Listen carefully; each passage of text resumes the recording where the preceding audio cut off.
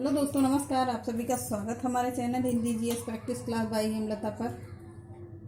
चलिए हम लोग पीजीटी के प्रश्न हल करते हैं।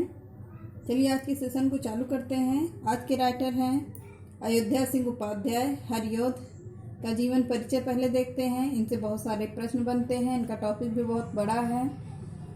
तो चलिए टाइम ना वेस्ट करते हुए आज के सेशन को चालू करते हैं। देखिए अयोध्या सिंह उपाध्याय का जीवन परिचय। ये देखिए, ये रहे, ऐसे थे। चित्र देख लीजिए। अयोध्या सिंह उपाध्याय का जन्म 15 अप्रैल 1865 ईस्वी में और मृत्यु 16 मार्च 1947 ईस्वी में उत्तर प्रदेश के आजमगढ़ जिले के निजामाबाद नामक स्थान पर हुआ था। इनके पिता का नाम पंडित भोलानाथ उपाध्याय था। प्रारंभिक शिक्षा निजामाबाद एवं आजमगढ़ में हुई है। 5 वर्ष की अवस्था में इनके चाचा ने इन्हें फारसी पढ़ाना शुरू कर दिया था। निजामाबाद में ही मिडिल परीक्षा पास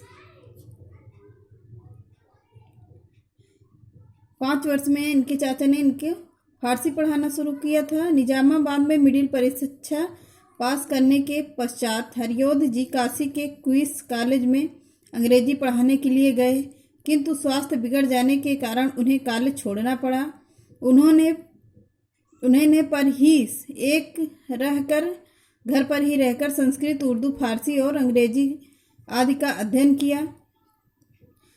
1884 ईस्वी में निजामाबाद में ही विवाह हो गया इनका।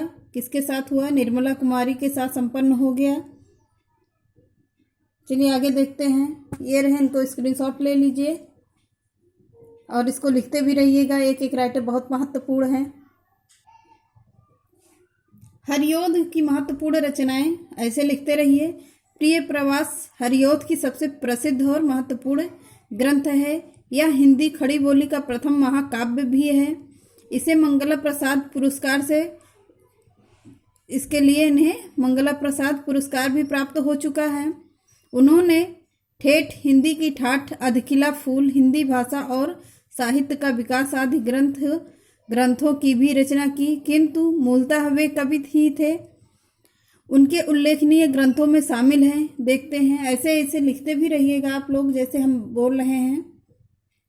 प्रिय प्रवास 1914 ईस्वी में हुआ है। कवि सम्राट देखिए, वैदेही वनवास बहुत महत्वपूर्ण रचना है। ये पूछा जाता है। 1940 ईस्वी की रचना है।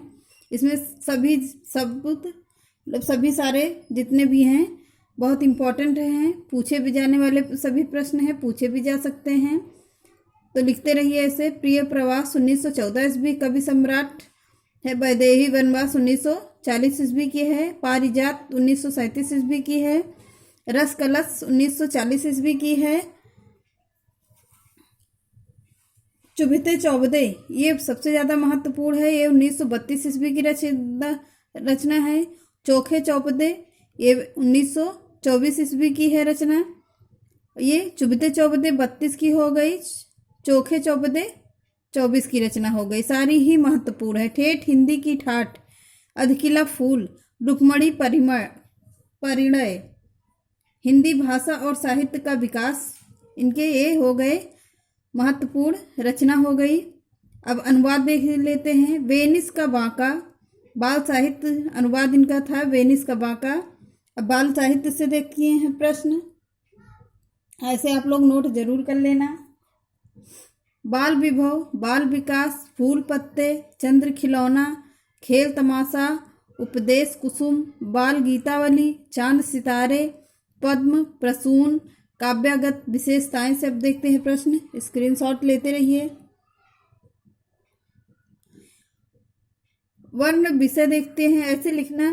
हरियोध जी ने विविध विषयों पर काव्य रचना की है। यह उनकी विशेषता है कि उन्होंने कृष्ण, राधा, राम, सीता से संबंधित विषयों के साथ साथ आधुनिक समस्याओं को भी लिया है और उन पर नवीन ढंग से अपने विचार प्रस्तुत किए हैं। प्राचीन और आधुनिक भावों के मिश्रण से उनके काव्य में एक अद्भुत चमत्कार उत्पन्न हो गया है। अब आगे देखिए। वियोग तथा वात्सल्य वर्णन, प्रिय प्रवास में कृष्ण के मथुरा गमन तथा उनके बाद की ब्रज की मार्मिक वर्णन है इनके। इसको स्क्रीनशॉट लीजिए, जल्दी जल्दी हम पढ़ते हैं, इनकी रचनाएं देखते हैं। ब्रज दुखी हुई राधा की स्थिति अकथनीय है। नंद यशोदा आदि बड़े व्याकुल हैं। पुत्र वियोग में व्यथित यशोदा, कभी कभी इनका चित्रण पूछता है इसलिए उसको थोड़ा सा फास्ट पढ़ते रहेंगे। करुण चित्र अयोध्या ने खींचा है, यह पाठक के हृदय को द्रवीभूत कर देता है।